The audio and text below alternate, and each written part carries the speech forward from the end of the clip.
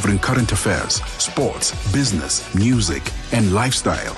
We deliver an engaging Pan-African audience ready to connect, invest, and act. Multi-award winning, internationally recognized, digitally accessible across the globe. When Africa speaks, the world listens, and Channel Africa makes sure of it. For business, for culture, for Africa. Partner with Channel Africa because Africa's voice is the future. Africa is a story, a living, breathing, ever-evolving masterpiece. And for over 5 decades now, one voice has told it like no other. Channel Africa. More than just a broadcaster, Channel Africa is the pulse of the continent, African-led, African-run, and deeply rooted in its heritage. It's the only international station that speaks to Africa in its own voices: English, Kiswahili, Chinyanja, French, and Portuguese. The languages that unite 1 billion people. We have been there through every shift, every milestone, and every triumph. Not just reporting history, but shaping the conversations that define Africa's future. For brands, media planning, and advertisers, Channel Africa is more than just a platform. It's an opportunity. With 25 compelling shows covering current affairs, sports, business, music, and lifestyle, we deliver an engaging Pan-African audience ready to connect, invest, and act. Multi-award winning, internationally recognized, digitally accessible across the globe. When Africa speaks, the world listens, and Channel Africa makes sure of it. For business, for culture, for Africa. Partner with Channel Africa because Africa's voice is the future. African time, a very warm welcome to Africa World Hour here on Channel Africa, the African perspective. 60 minutes of the very latest news from the heart of Africa to all the corners of the globe. One planet, countless stories, as we say, as we bring you the voices, the news, and the perspectives that matter. This is your hour, World Hour. This isn't a show where we just tell you what is happening. We'd like to hear from you what is happening in and around your world. Tell us a conversation that are shaping your decisions. We would like to hear from you. Let's go straight to our top stories this hour. Nearly 250 civilians have reportedly been killed in Sudan's North Kordofan state in what are being called activities that are systematic campaign of massacres by the paramilitary Rapid Support Forces, the RSF. This as the fighting between the RSF and the Sudanese army intensified. Tsepiso has the details. A network of Sudanese human rights lawyers says that the RSF attacked at least 5 villages near Bara town, killing over 200 civilians. Many people were reportedly burned alive in their homes or were shot by the paramilitary force during such a day's raid. It says victims were buried in mass graves and shelling continued. The emergency lawyers group has documented atrocities committed by both sides during the war. It says on Sunday 46 civilians, including women and children, were killed by the RSF in another village in North Kordofan, Algara. The medical charity Doctors Without Borders says Ethiopian federal forces executed 3 of its staff during the war in the northern region of Tigray. A report following the charity's own review of the incident suggests that the 3 were killed intentionally and at point-blank range while facing their attackers. MSF is calling for accountability of the killings, as the BBC's Kalkidan Yebetral reports. The government has not been speaking much about that particular incident or other allegations in the context of the war in Tigray, because that war was very brutal and there were various reports of human rights violations, including extrajudicial killings. However, there is a rare incident of accountability, and there is much being talked about that even after the peace deal regarding, conducting an independent and international investigation. The Ethiopian government has been saying that they would be conducting their own independent investigation, but we haven't seen any person being held accountable. US President Donald Trump says he's not done with his Russian counterpart Vladimir Putin. He said this after giving the green light for the new transfer of arms to Ukraine. In a telephone interview with the BBC, Trump also endorsed the NATO alliance, having once described it as obsolete. I'm not done with him, but I'm disappointed in him. Bill, we had a deal done 4 times, and then you go home and you see he just attacked a nursing home or something in Kiev. I said, what the hell was that all about? I think NATO is now becoming the opposite of that. I do think it was passed, and it was very unfair because the United States paid for almost 100% of it. But now they're paying their own bills, and I think that's much better. Reports indicate that the British government has set up a secret relocation scheme for Afghans at risk of retribution by the Taliban after a major data breach. The details of nearly 20,000 people who worked with international forces in Afghanistan were mistakenly leaked online by a British defence official 3 years ago. The government has apologised and says it's spending more than $1 billion in helping Afghans move to the UK. The BBC's Frank Gardner has those details. In February 2022, 6 months after the Taliban seized control of Afghanistan, an unnamed individual at the MOD committed an unauthorised data breach relating to the government's relocation scheme for thousands of Afghans who'd worked for British forces in that country. The breach was not discovered until August 2023. A super injunction was then granted, forbidding any reporting of the breach, and this has only been lifted today, with some Afghans only learning now they may be at risk. South Africa's National Police Commissioner General Fani Masemola has confirmed that Deputy National Commissioner for Crime Detection Lieutenant General Shadrack Sibiya has been placed on leave. This is pending investigations into claims by KwaZulu-Natal Police Commissioner Nhlanhla Mkhwanazi. Sibiya is alleged to have links to criminal syndicates that have infiltrated the South African Police Service, including controversial tenderpreneur Vusimusi Kat Matlala. General Fani Masemola spoke to the media in Durban this afternoon. When I asked him to stay home, why at the same time I'm doing internal investigation. The internal investigation will determine as to what next course of action will be taken. I can't be probably the investigation can say no, there's nothing, come back. And the South African Health Products Regulatory Authority, SAPRA, has taken note of a study published in the Lancet Global Health Journal. It says it highlights concerns about the substandard anti-cancer medications in several sub-Saharan African countries, including Ethiopia, Kenya, Malawi and Cameroon. South Africa was not part of the study, but SAPRA emphasizes that the 7 anti-cancer medications mentioned in the study are neither registered nor marketed in South Africa. SAPRA spokesperson Yuvan Gowden says imported medicines are subject to additional testing guidelines to ensure compliance.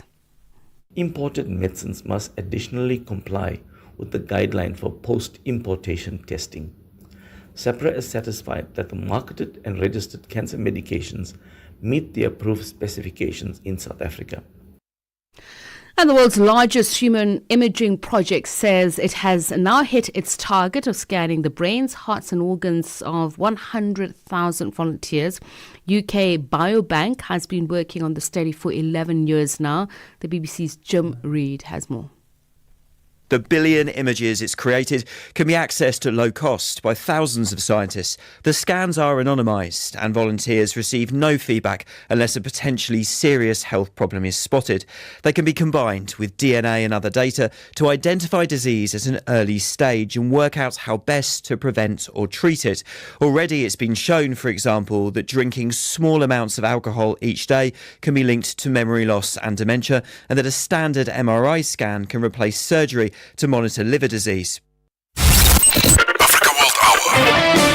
Africa World Hour. Unpacking global headlines from an African perspective. And in just a moment, we'll be telling you about a newly released report on a joint report by the World Health Organization and UNICEF. It shows that while global Vaccination rates were steady in 2024. More than 14 million infants received no vaccines at all. So we'll be coming to that in just a moment. We start in the Middle East, where U.S. President Donald Trump has expressed hope that obstacles to reaching a ceasefire in Gaza would be straightened out over the next week, as he says, as timelines on a possible deal between Hamas and Israel continue to shift. Talks between the two sides towards a potential 60-day ceasefire and hostage exchange continue in the Qatari capital Doha. This as UN Secretary Antonio Guterres this week reiterated his call of a permanent ceasefire that leads to a two-state solution. Sherman Bryce-Peace has this report. As Israeli military operations continue to strike Gaza, killing dozens of Palestinians just over the last few days, the death toll passed yet another grim milestone. More than 58,000 and counting, as US-led mediation efforts along with Egypt and Qatar struggle to find compromises that could seal at least a temporary cessation of hostilities. This was President Trump last Wednesday. We're getting very close to a deal. I don't know if it's secret or not secret, but it doesn't matter to me. Secret's fine if it gets us to where we want to be. We want to have a ceasefire. We want to have peace. We want to get the hostages back. And I think we're close to doing it. While the latest US proposal stops short of guaranteeing a permanent end to the war, it does propose a 60-day pause in fighting during which a permanent end to the conflict would be negotiated. During this period, Hamas would be expected to hand over 10 living and 18 deceased hostages from the total of 50 still held, while Israeli forces would withdraw to a buffer zone along Gaza's borders with Israel and Egypt, allowing significant amounts of humanitarian aid to flow into the besieged enclave. Palestinian prisoners held by Israel would also be exchanged for the hostages. The United States Secretary of State Marco Rubio believes they are closer to a deal as the proximity talks in Doha grind on. I think we're closer, and I think perhaps we're closer than we've been in quite a while, and we're hopeful. But we also recognize there are still some challenges in the way, and one of the fundamental challenges is Hamas's unwillingness to disarm, which would end this conflict immediately. If they just release the hostages, there shouldn't be a single hostage. There shouldn't be a single hostage body still left. If they release that and disarm, this would end. But that said, the Israelis have shown some flexibility here, and so I think we've seen progress made. So we're hopeful, but we also understand that these things have been difficult for a reason. But we're hopeful that they can move to proximity talks pretty quickly and go from there and have a ceasefire in place in the near future. With both Israel and Hamas blaming the other for the lack of tangible progress on reaching an agreement. The Israeli Prime Minister Benjamin Netanyahu speaking in Washington last week. President Trump and I have a common goal. We want to achieve the release of our hostages. We want to end Hamas rule in Gaza. We want to make sure that Gaza does not pose a threat to Israel anymore. In pursuing this common goal, we have a common strategy. Not only do we have a common strategy, we have common tactics. This doesn't involve pressure, doesn't involve coercion, it involves full coordination. President Trump wants a deal, but not at any price. I want a deal, but not at any price. Israel has security requirements and other requirements, and we're working together to try to achieve it. While the United Nations chief Antonio Guterres again weighed in on the conflict Monday, calling the situation in Gaza horrific, and where they were witnessing a level of death and destruction that had no parallel in recent times. We absolutely need a permanent ceasefire in Gaza. And I hope that the parties are able to overcome, both parties are able to overcome the difficulties that they still find for that ceasefire to take place. But the ceasefire is not enough. It is essential that that ceasefire leads to a solution, and that solution can only be possible if both Palestinians and Israelis can have a state where they can exercise their rights. The idea, and that is why we are going to have in July one conference on the two-state solution, the idea that it would be possible to have 5 million people inside the country in their own land without any rights is something that is totally against humanity and totally against international law. A joint statement by UN agencies, including the Office for the Coordination of Humanitarian Affairs, the World Food Programme and the World Health Organization, warned that fuel shortages in Gaza had reached critical levels, calling for fuel to be allowed into Gaza in sufficient quantities and consistently to sustain life-saving operations. I'm Shervin Bryce-Pease in New York. And speaking of critical and life-saving, today here on Africa World Hour, we put the spotlight on the state of childhood immunization across the globe. A new joint report by the World Health Organization and UNICEF reveals that while global vaccination held steady in 2024, more than 14 million infants received no vaccines at all, a figure that threatens to derail critical public health goals. From conflict zones to misinformation-fueled hesitancy, the challenges are vast. Joining us now is Dr. Nour Baziv, Immunization Analysis and Insights Unit Head at the World Health Organization, to speak about this report, particularly what it means for global health, equity, and the future of disease prevention. A very good evening to you, Dr. Baziv. Much appreciated for your time. Thank you. Thanks. It's good to be here with you. So as I mentioned, that figure of 14 million zero-dose children in 2024, what's behind the stagnation in coverage, and where is the world falling short in reaching these children? Well, you're quite right that there's a long way to go, but I do want to, with your permission, delve very briefly into this concept of stagnation, particularly if we focus on the African region. In fact, we've seen a lot of progress in the African region. Coverage for immunization, or the proportion of children receiving immunization in Africa, is back to where it was before the pandemic. That's a milestone achievement. We're seeing more vaccines delivered in Africa than almost in any other region, and we're seeing improvements across the board. So why are there still these unvaccinated children? And I think it's important to also recognize that each and every year the birth cohort is increasing. We have more children born each year in Africa, also in the Eastern Mediterranean region. There are more children to reach every year. And we are reaching those children. And the health workers who are diligently and with huge commitment working on the ground to reach those kids are succeeding. And so when we say that the coverage or the proportion vaccinated stays the same, belying that or underneath that is an increased number of doses that are given each and every year. And so it's a testament to, and a credit to the immunization services delivered particularly in Africa for that improvement. And yes, there is more work to be done, but it's like swimming upstream against the current, if you like. It's a challenging problem. So stagnation is a bit too simplistic a term. I think there's a lot to celebrate, and there's a lot more work to still go and do. So as you say, that in context, really, there isn't really a dip, particularly in immunization. It's just that, as you say, there is a global growth of this cohort. So let's talk about where there are problems that are, of course, exacerbating in the sense that we spoke about humanitarian crises that arise out of conflict. What are you doing as a WHO to support some of these highly complex and unstable environments? Yeah, thanks. Well, as you say, the problems are complex, and so they don't call for a one-size-fits-all solution. I think the issue is to go in and understand what the needs are at the contextual specific level. And again, some really good examples from the African regions are that there are 7 or so countries in the African region that are considered conflict affected and yet have increased the immunization rates in those countries. So it's certainly possible to do that. Yes, conflict is obviously a major issue and sadly increasing around the world.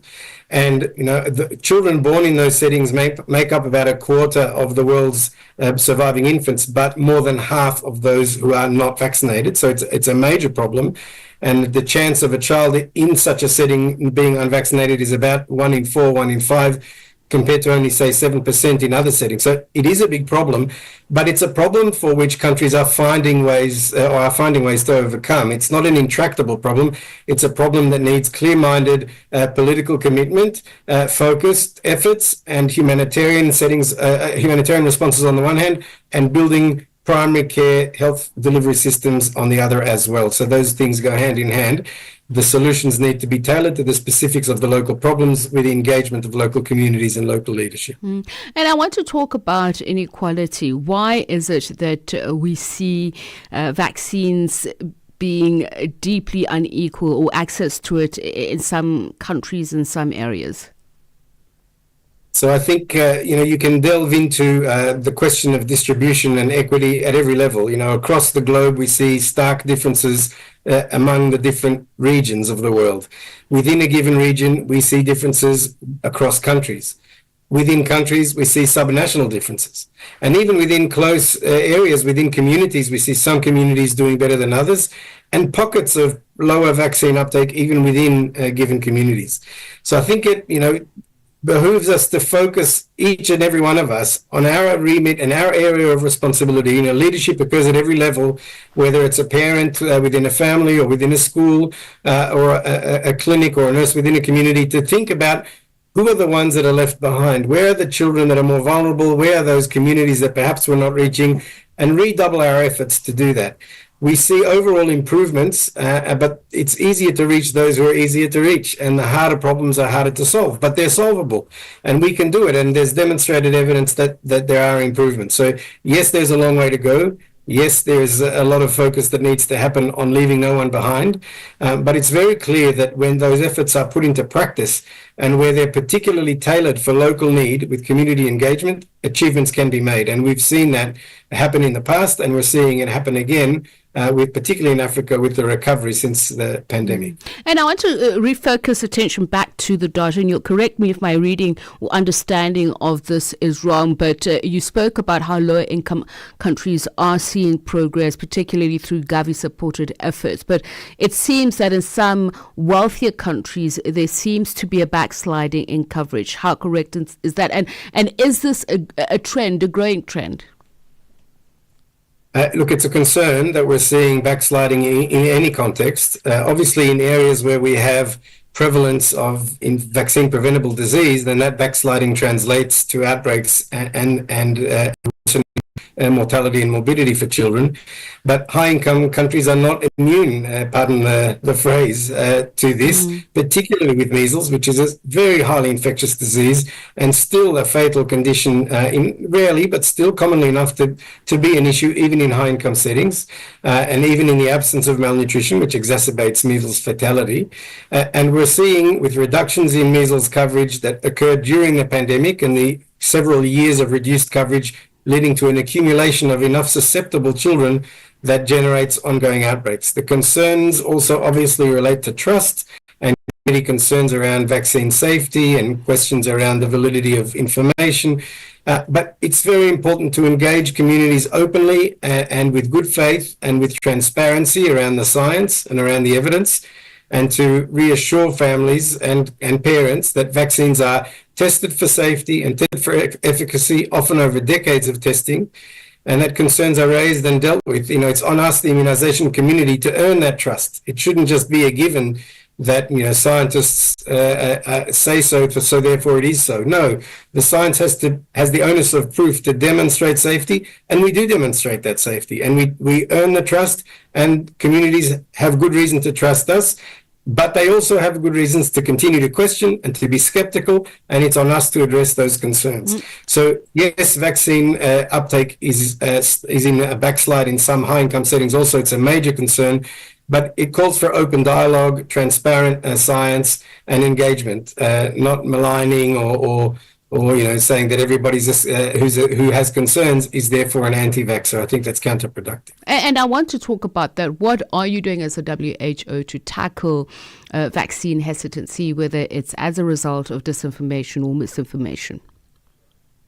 Well, again, it's not my business to police other people's speech, and so I don't want to really directly address these terms of misinformation, disinformation. Are there bad actors out there who peddle in this stuff? Yes, there are, but they're not the majority of people.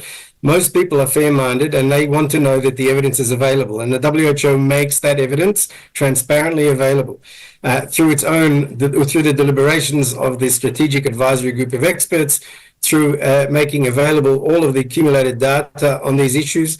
This occurs both obviously in the scientific realm, but also in the policy realm. And so the policy decisions and the recommendations that the WHO makes are transparent and evidence-based, and that evidence is available to be read and interpreted by all.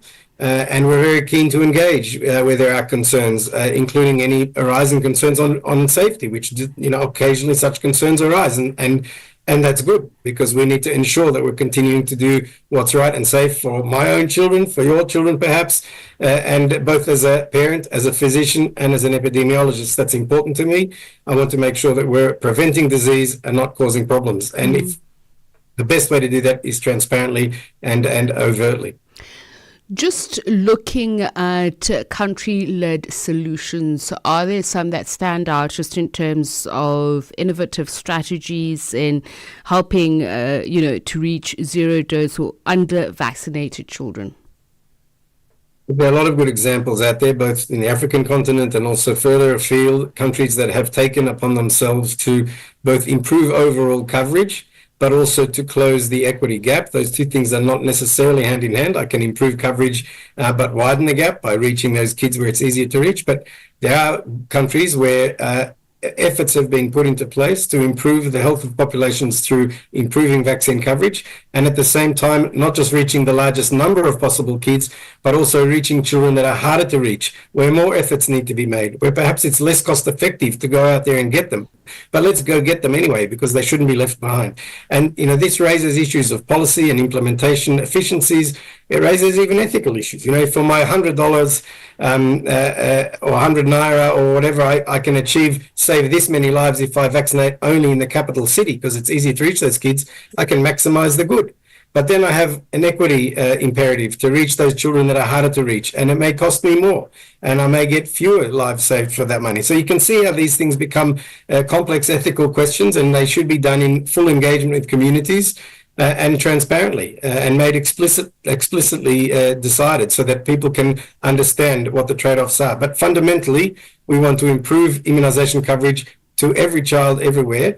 And to do that, we need to ensure that we have strong systems, and building on those strong systems, push further out to reach those children that are harder to reach, engage their parents, engage their communities, engage their community leaders, and come up with innovative deliveries. And that's not only innovative scientifically, but innovative, sociologically, perhaps through school-based programs or other things, through village-based programs, through faith-based and other community structures that are important for communities. Let's engage through those mechanisms. And yes, let's also develop technologies that are better, perhaps a lesser reliance on a cold chain, on refrigeration and so on. That does help to reach solar refrigeration. So there are innovations, but it's also innovations in the social space, in the engagement space, not only in the technological space.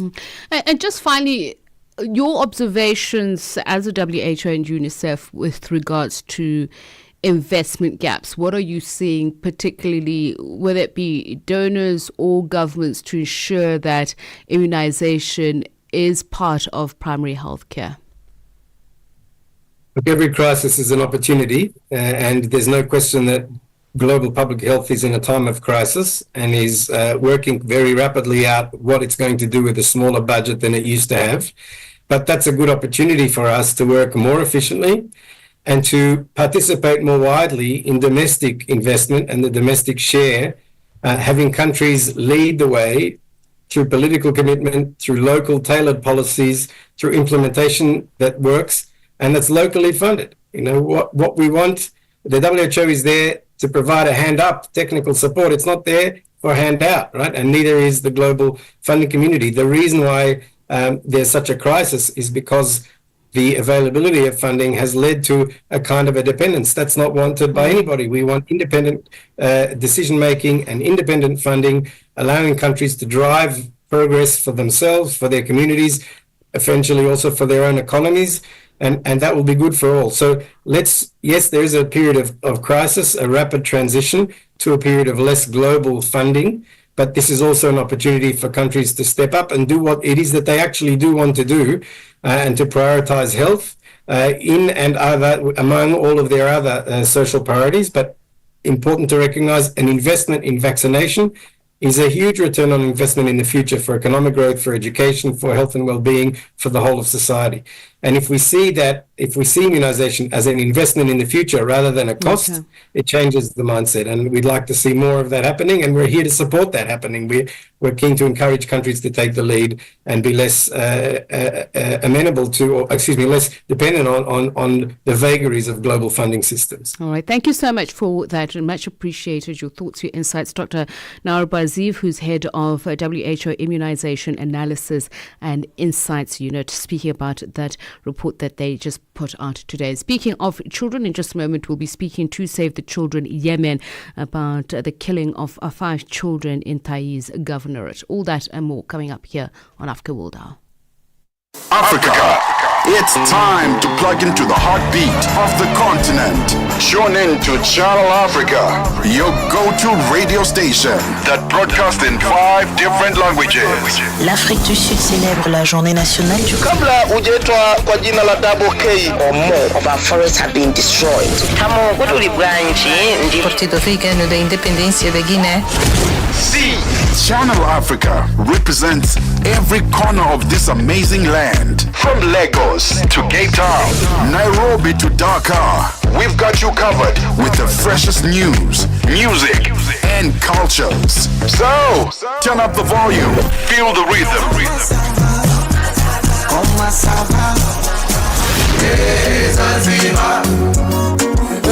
And join the conversation. Channel Africa, the African perspective. A 5 de julho, Cabo Verde assinala 50 anos de independência. Uma celebração dourada de liberdade, cultura e resiliência. Honramos 5 décadas de independência, união e orgulho. Dos sons emocionantes de Cesar Évora, às cores vibrantes das ruas do Mindelo, a história de Cabo Verde é feita de liberdade, força e união. Ao celebrarmos este marco dourado, honramos o passado, abraçamos o presente e olhamos com confiança para o futuro. Parabéns, Cabo Verde! Parabéns, Cabo Verde, pelos 50 anos de independência. Parabéns, Cabo Verde, pelos 50 anos de independência.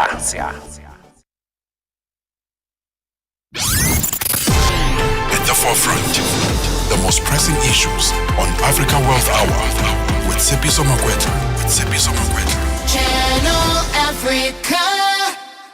And it's 9:30 here on Channel Africa. The Africa Perspective continues. We tell you about what's happening in Yemen. 5 children have been killed in the Taiz Governorate after an unexploded ordnance detonated while they were playing football. The heartbreaking incident has brought the number of child casualties from landmines and UXOs in Yemen to at least 40 so far this year. Yemen remains one of the most heavily contaminated countries in the world, with explosive remnants of war, and children are paying the highest price. Joining us now is Madian Alufsi, who is a field manager for Save the Children in Yemen, to discuss this crisis. A very good evening to you, and thank you so much for speaking to us.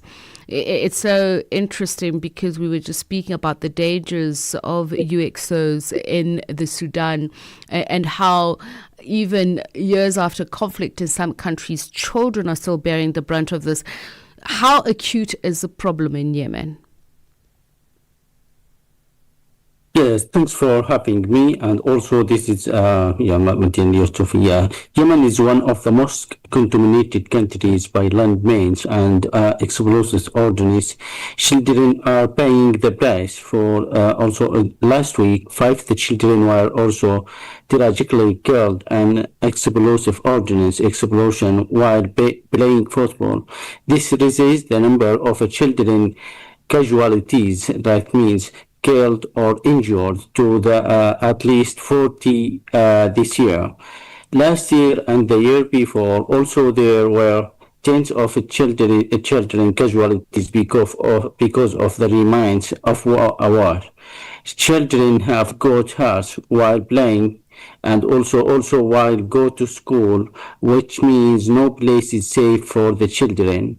I have personally met the child who lost his leg recently to an explosion while he was playing just outside his home. I also learned about the child who lost an eye due to an explosion in the very month he was supposed to celebrate his 40th birthday this month as well.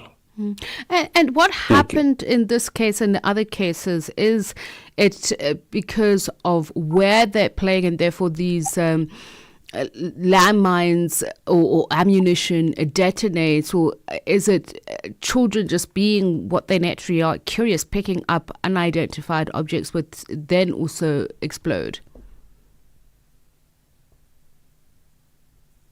Yes, due to the impact of funding cuts on main action efforts also during this period, and also they lost the awareness, and also they also lost some activities related to the also to also prevention of for the children.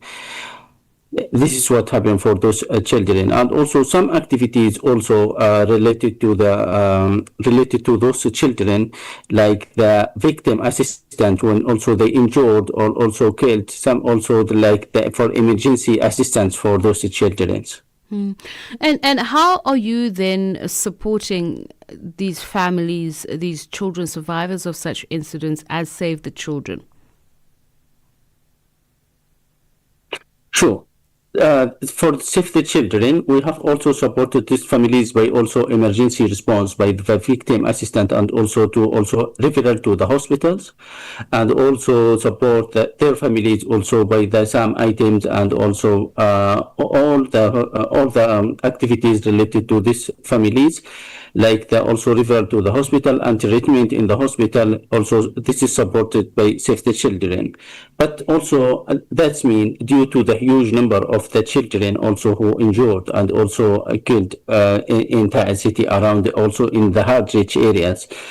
Also, this is, if you can imagine, with a huge number of this, and also Save the Children can cover for all the children, and also have forced activities like protection, monitoring, mine, also clearance, risk education. This is missing these activities by the Save the Children and also other partners. That's mean increase the also civilian casualties, and also leave victim without assistance. They not only by Save the Children, by other partners as well, due to the funding cuts. And how are these children's lives affected, including that of the families? How are they able then to support these children who are victims of these unexploded ordnances or landmines? How does it affect their lives?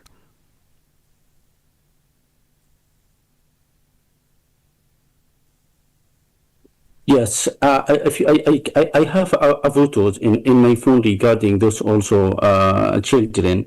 Some of them also, as he lost his leg, and recently also one of those also lost his eyes, and also this also with 14 years old, he lost 2 eyes in the hospital. And also you can imagine the also situation with his family. This is an expectation, and also it's very hard for them.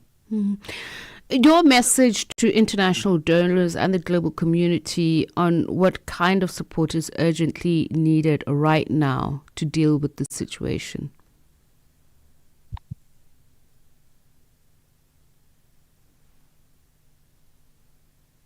Yes, Save the Children also advertise and also advocate for those people, and also have a plan also to do also more advocacy for those people, to support those people and those family.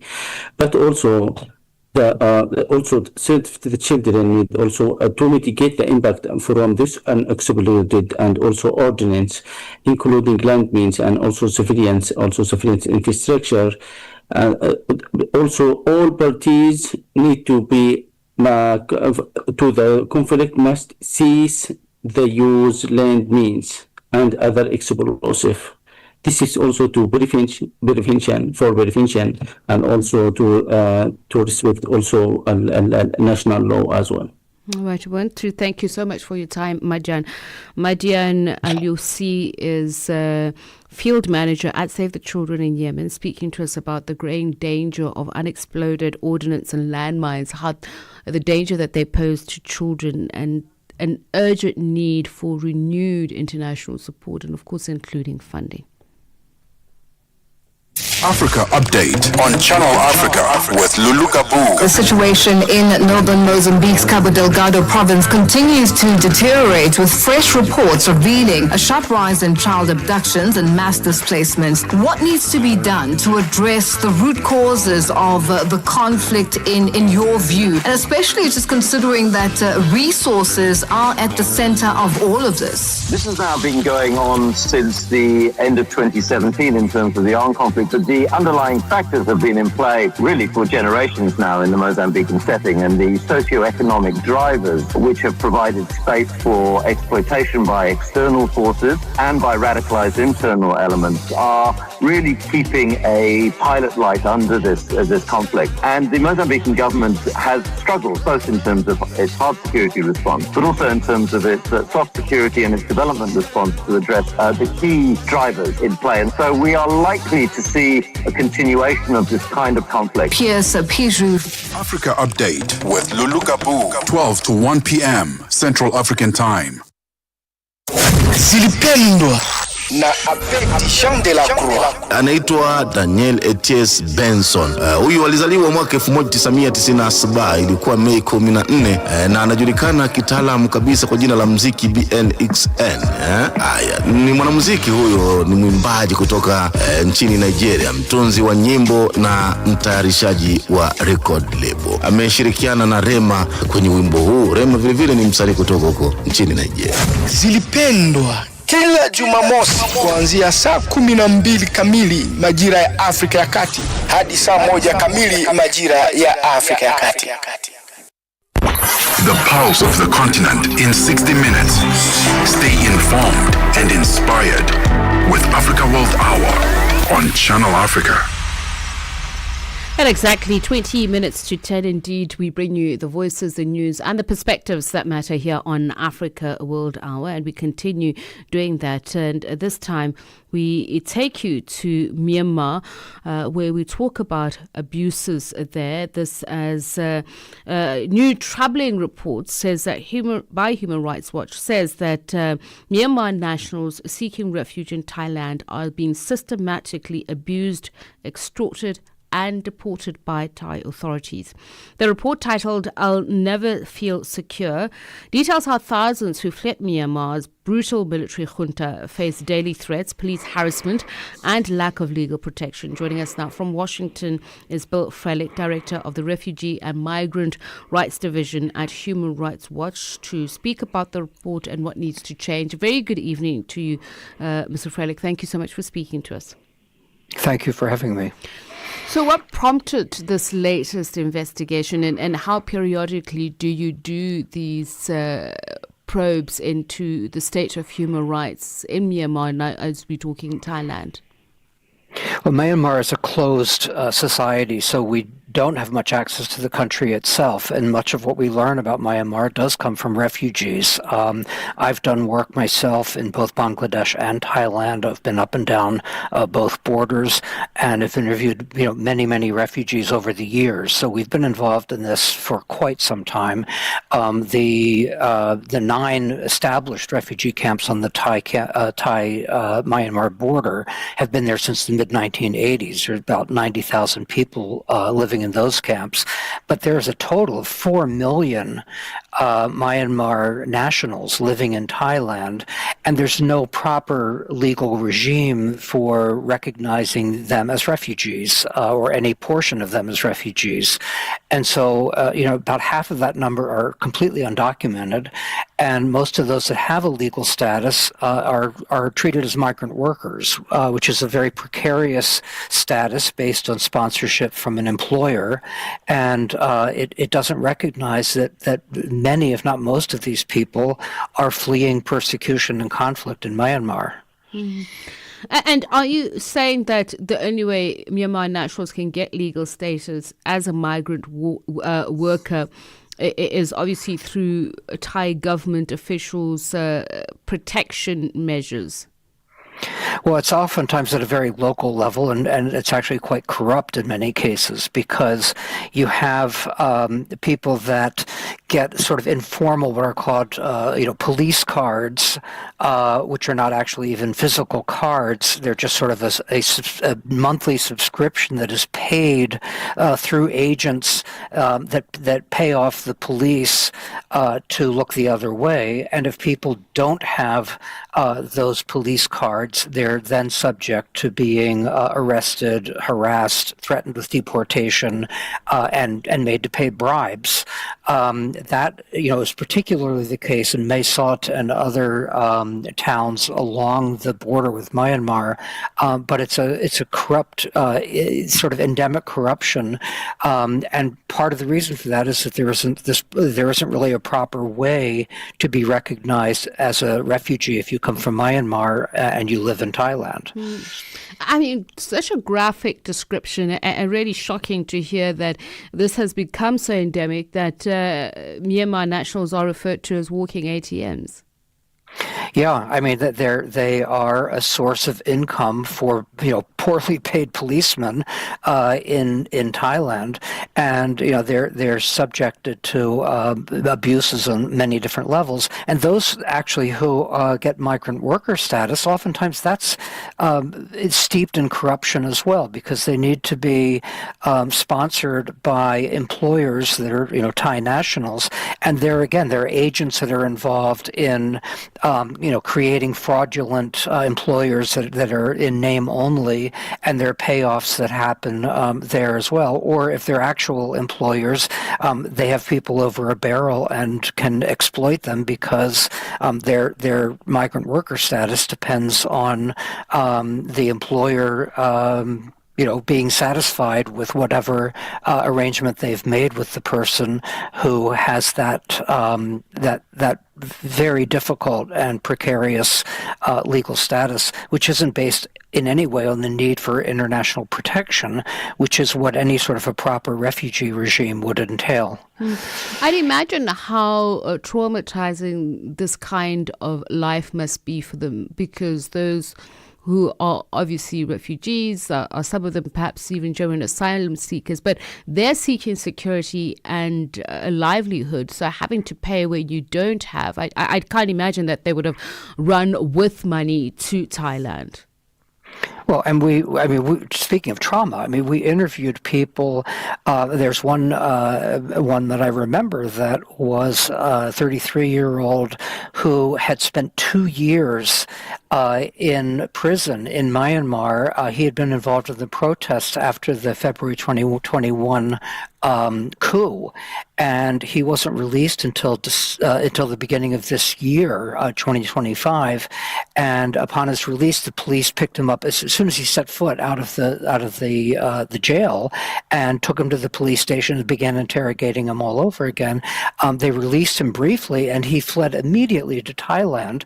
But then in Thailand, there's no place to go to get refugee status. There's the national screening mechanism that exists on paper explicitly excludes nationals of Myanmar, Cambodia, and Laos. So there's no legal way to be recognized as a refugee. The word refugee doesn't exist in Thai law.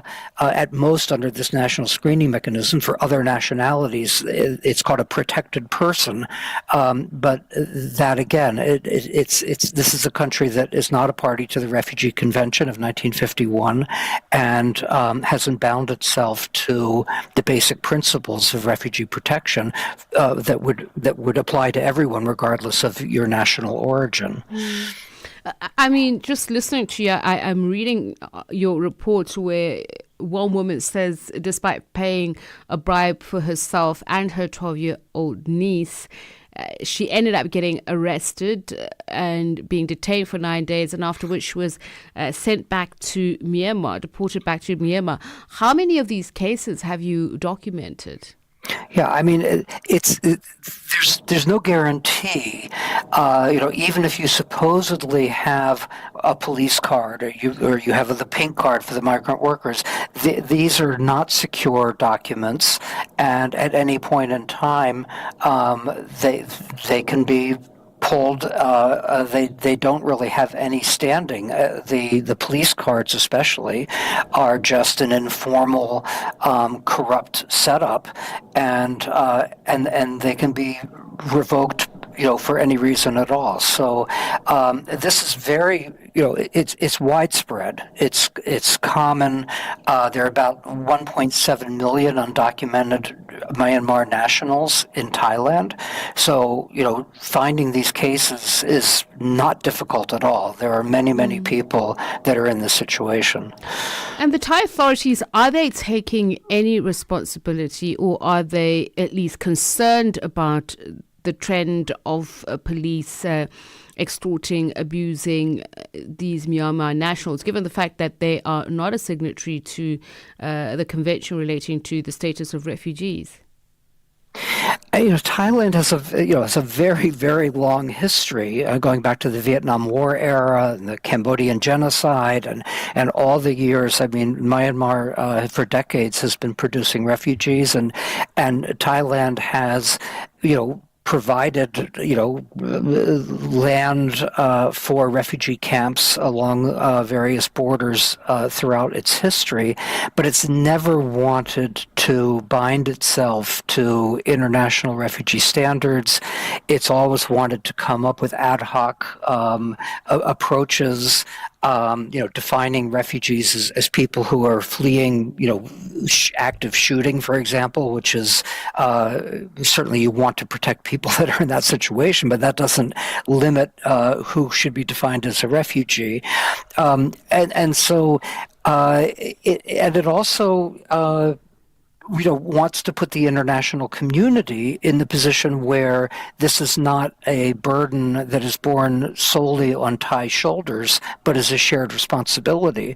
And one of the problems that we're seeing right now is that the international community, and particularly the United States, which has a history of support for refugees going back to the Vietnam War era, and now we're documenting cases where people are dying because the aid that had been provided until now from the United States is being cut off.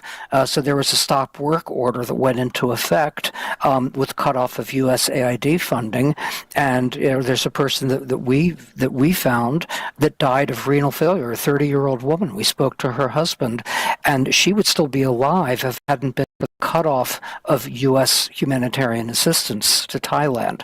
So this is part of the context that we're looking at when we're looking at pushbacks that are happening at the Myanmar border, and we're looking at Thailand that doesn't want to be stuck, so to speak, with the burden of caring for millions of people, which is an international responsibility. It shouldn't be borne by one country alone because of the happenstance geographically of its location. And so there's a certain level of sympathy for Thailand being located where it is and having had many refugee influxes over the years, and yet so we definitely want to hold Thailand responsible, and the corruption is something that needs very definitely to be addressed, and the lack of a legal regime. If you don't have the capacity to do individual asylum determinations, then provide a temporary protection regime that would provide blanket protection. But then the international community has to step up. I'm speaking to you from Washington, D.C. I'm very sorry that the U.S. has pulled back in this way, in this very harmful way. But the rest of the world has to step forward as well, because the Myanmar refugees, not just in Thailand, but in Bangladesh as well, are highly vulnerable under these circumstances and need tremendous support. It's a conversation we definitely ought to visit at another time to hear more of your views on what can be done to alleviate or at least improve the situation. Bill Frelick, Director of the Refugee and Migrant Rights Division at Human Rights Watch, thank you very much for speaking to us about the exploitation Myanmar nationals face in Thailand. Her name is Puleng Mulibatsi, and she's on Tech Africa. Leading the tech conversation every single Sunday on Channel Africa. Robotic process automation, just from a definitive perspective, is a software that emulates human activity for us to be able to remove mundane, repetitive tasks and build efficiency. That's what it means from a definitive perspective. Now, where exactly has this been reused, or has people seen this or familiar with? Now, you would have seen probably in the automotive industry these big robots that are moving large objects and assembling them. And it's generally to assist the particular production process to be more efficient, and also to be able to avoid any injuries from human activity, to be able to lift these heavy objects that can cause harm. One of the key findings I think that stands out for me is that developing market economies and people are using AI much more than developed market economies, which I thought was quite surprising. In fact, in South Africa, amongst the people we surveyed, 91% report using generative AI for their work. Tech Africa every Sunday, 9 till 12 noon, Central African Time. The pulse of the continent in 60 minutes. Stay informed and inspired with Africa World Hour on Channel Africa. And as we wrap up the show, 7 minutes to go before 10 o'clock. Today marks World Skills Day, and with artificial intelligence reshaping the future of work, young South Africans are being urged to prepare for major changes in the job market. Lebogang Mabange has more on this. As AI continues to transform industries, South Africa's youth face both big opportunities and serious challenges. Experts warn that the future of work will demand new types of skills, and it's already happening. Smangele Nkosi is the general manager of Cisco South Africa. AI is reshaping the world of work today, and is also changing the skills young people need to thrive. Instead of simply replacing jobs, AI is changing how work is done, which skills are most in demand, and how people prepare for careers. We're seeing a shift from routine to human-centered skills. AI is able to automate routine tasks such as data entry and simple analysis. But the good news is that it cannot easily replace unique human qualities. But not all young people are able to keep up. Nkosi says many are being left behind, especially those in rural areas. What stops youth from accessing digital opportunities is one, lack of information and awareness. Many youth simply don't know what opportunities exist and how to access them. Opportunities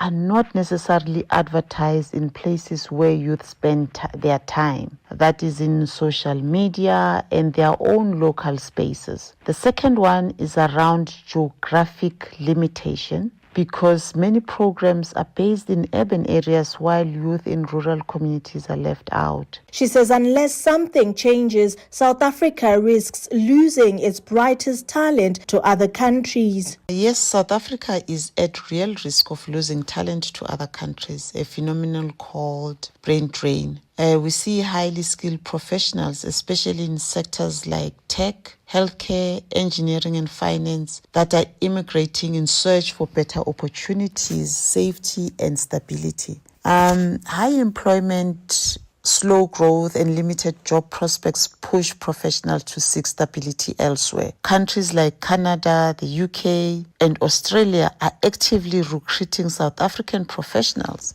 offering better pay, benefits and working conditions. Cisco says companies have a role to play in helping young people succeed, starting with access to the internet and digital skills. Companies like Cisco have a duty to expand access to connectivity. At Cisco, we partner with government, our customers, partners and NGOs to provide affordable or free internet access in schools, community centers and public spaces.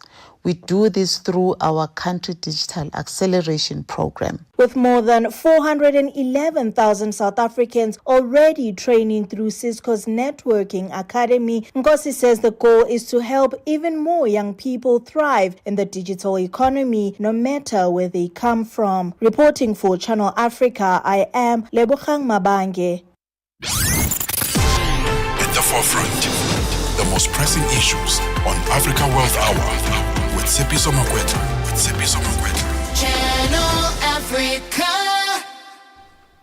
And that's it for Africa World Hour this Tuesday evening. We say goodbye to you, but the show continues here on on Channel Africa. And up next is Shayla Ntukumana with Hotlines. Good evening. How are you, lady? I'm good. How are you? Good. How are you? What's up? So today we are speaking to a urologist. And this urologist wants to clean out the waiting list, according, of course, to the section of her surgery affordance. And she's hoping to do this for Mandela Day. So in this week, which I found really interesting. But for me, the most pressing part about her story is finding purpose in your pursuit. Mm-hmm. And so more often than not, we focus on the job. You want to get paid well. It's important. But are we finding purpose? Is this craft turning into a place of impact that then makes us impactful people across society is the question. And so outside from doing 15, 16 surgeries over the course of the week, I want to find out from her what defines pursuit and what is the purpose of her impact. What does it mean to her internally and intrinsically? I think that for me is something I'm looking forward to. And this is not to be cynical, but I hate to say it. Sometimes you are forced to focus on your purpose. Because the coin ain't coming in the way you like it to come. So you're like, what is the silver lining? Purpose. So you know what? It's okay. I'm not going with you there. I'm just saying. You know what? You love what you do. Yeah. And because you love what you do. Yeah. You're really getting paid for it.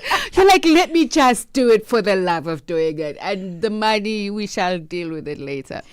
Reality used to be a friend of mine. Remember that song by PM Dawn? Oh my gosh. That's what I'm just saying. But anyway, looking forward to that. Shayla Ntukumana up next with Hotlines from us. It's good night and thanks for joining us.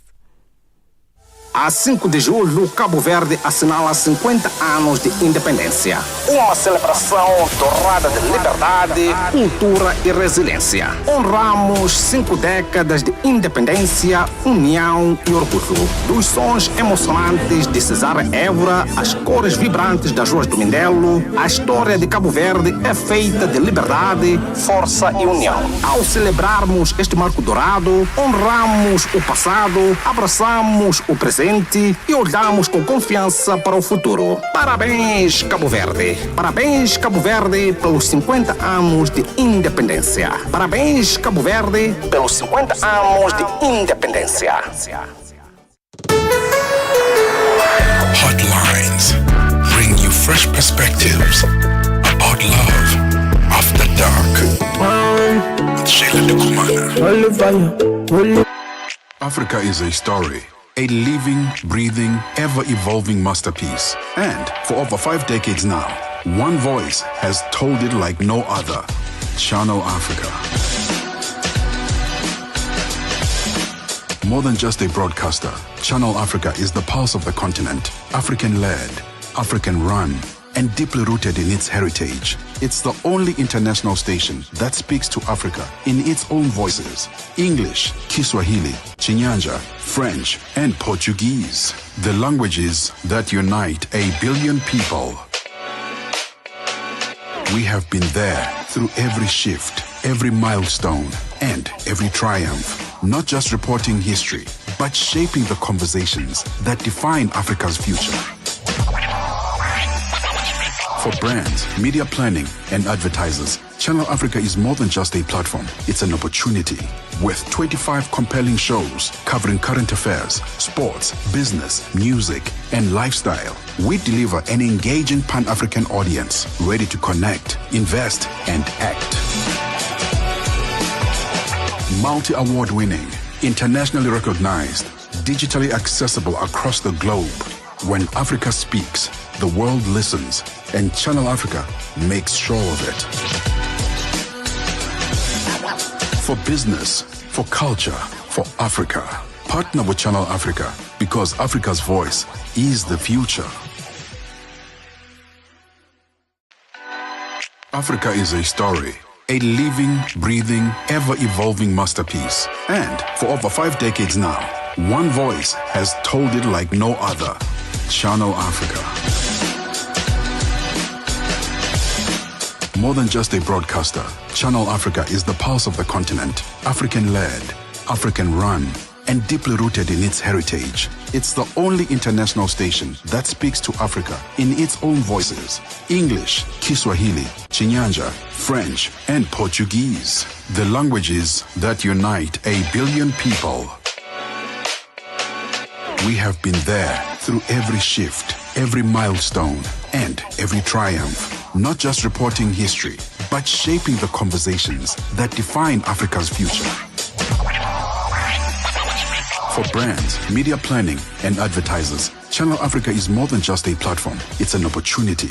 With 25 compelling shows covering current affairs, sports, business, music, and lifestyle, we deliver an engaging Pan-African audience ready to connect, invest, and act.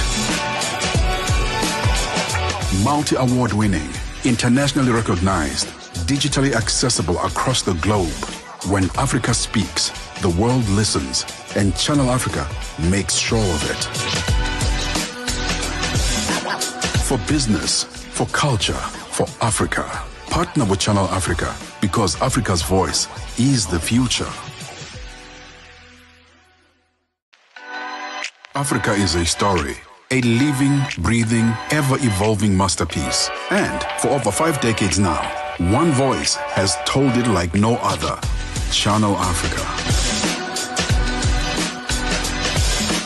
More than just a broadcaster, Channel Africa is the pulse of the continent, African-led, African-run, and deeply rooted in its heritage. It's the only international station that speaks to Africa in its own voices: English, Kiswahili, Chinyanja, French, and Portuguese. The languages that unite 1 billion people.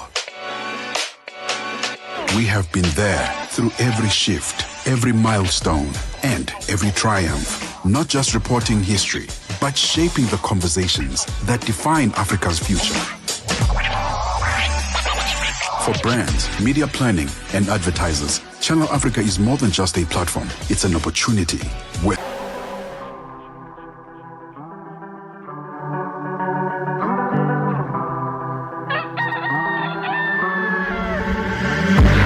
kukosana na wewe sikutaraji. 25 compelling shows covering current affairs, sports, business, music, and lifestyle. We deliver an engaging Pan-African audience ready to connect, invest, and act. Multi-award winning, internationally recognized, digitally accessible across the globe. When Africa speaks, the world listens, and Channel Africa makes sure of it. For business, for culture, for Africa, partner with Channel Africa, because Africa's voice is the future. Africa is a story, a living, breathing, ever-evolving masterpiece. And for over 5 decades now, one voice has told it like no other: Channel Africa. More than just a broadcaster, Channel Africa is the pulse of the continent, African-led, African-run, and deeply rooted in its heritage. It's the only international station that speaks to Africa in its own voices: English, Kiswahili, Chinyanja, French, and Portuguese. The languages that unite 1 billion people. We have been there through every shift, every milestone, and every triumph. Not just reporting history, but shaping the conversations that define Africa's future. For brands, media planning, and advertisers, Channel Africa is more than just a platform. It's an opportunity. With 25 compelling shows covering current affairs, sports, business, music, and lifestyle, we deliver an engaging Pan-African audience ready to connect, invest, and act. Multi-award winning, internationally recognized, digitally accessible across the globe. When Africa speaks, the world listens, and Channel Africa makes sure of it. For business, for culture, for Africa, partner with Channel Africa, because Africa's voice is the future. Africa is a story, a living, breathing, ever-evolving masterpiece. And for over 5 decades now, one voice has told it like no other. Channel Africa. More than just a broadcaster, Channel Africa is the pulse of the continent, African-led, African-run, and deeply rooted in its heritage. It's the only international station that speaks to Africa in its own voices: English, Kiswahili, Chinyanja, French, and Portuguese. The languages that unite 1 billion people. We have been there through every shift, every milestone, and every triumph. Not just reporting history, but shaping the conversations that define Africa's future.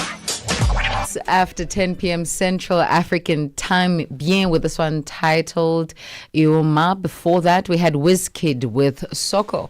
Welcome to Heartlines. Shayla Ndikumana with you all the way through to midnight. We must say a big thank you to the Africa World Hour team. Catch them tomorrow with Tsepiso Makwetla. That is between 9 and 10 p.m. in Central African Time, as she helps you wrap up the day that was with respect to the current headlines. Hotlines is with you from now until midnight. And then we hand over tomorrow's touch of the Afro Republic. I want to tell you where to tell your friends to tune in via, because there have been some new features, new additions to the station that I'm truly proud of. The very first, of course, the mandate is to find us on www.channelafrica.co.za, because not only do you get to stream us live, but also you get to consume the plethora of content that the station puts out in 5 different languages. If you're not looking to hop over there, there is an app. Yes, finally, there is an app, the SABC Plus app. Head over to the radio section and you simply register using your cell phone number and a generated password. I know valid in the southern region of the African continent. And after that, it's over to the radio section. Radio section, Channel Africa. Please don't get distracted, okay? Channel Africa is what you're looking for, because we are bringing you that African perspective. And then you head over to Heartlines. That would be the current stream at the moment. But of course, very many other offerings are brought to you through the platform as well. You can find us on YouTube. We're currently live. So if you're thinking, I want to know what Shayla looks like, I want to know what Mateko Mosito of The Upside looks like, I want to know what Bukhole Kuleni of The Upside looks like, check out our YouTube stream, our Facebook stream. And I recently found out, in actual fact, that our TikTok stream is one to be looking out for. So if you are on those platforms, be sure to do the right thing and check us through those platforms. For now, it's 10 past 10 p.m. in Central African Time. Africa, meet Abedi. Yeah, that's me. Abedi is a music lover through and through. I really love African music. He's got a taste for all kinds of tunes and spends his days listening to Channel Africa. Guess what? He didn't know. Okay. Channel Africa wants to